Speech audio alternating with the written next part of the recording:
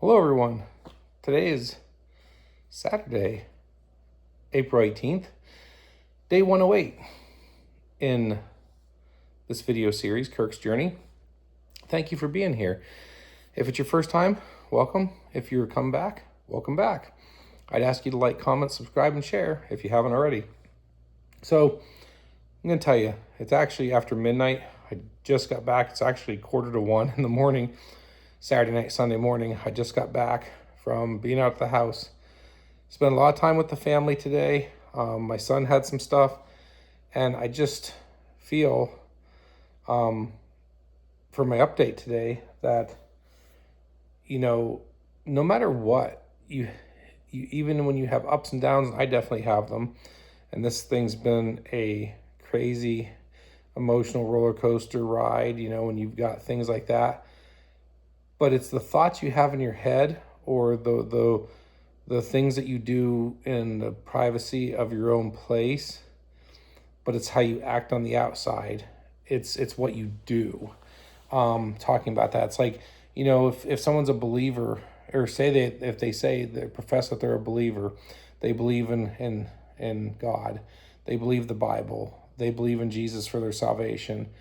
And they go to church and they smile and wear the shirts and they put their money in their offering plate, but they don't live it. They don't act out on it. They say it, are like, it's kind of like an actor, they're saying it with their mouth, but they living a totally different way. When I was growing up, going to the church I grew up going to, in the youth groups, there were tons of kids going to the youth groups that were partying, drinking, smoking, doing illicit things throughout the week, just not being good people. But on Sundays or on Wednesday night youth groups, they were getting dropped off by their folks, and they were the epitome of the perfect Christian kid. And I'm saying, it's what's in your heart, and it's how you act. So, even though I'm on this up and down roller coaster, reacting like that, the love I'm showing and the love I'm giving and how I'm being, even though people all around me have told me, you shouldn't do this, you shouldn't do that, it's like yada, yada, yada. And I've thought those things in my head. Am I being used? But I told myself that I would love her like Christ loves the church.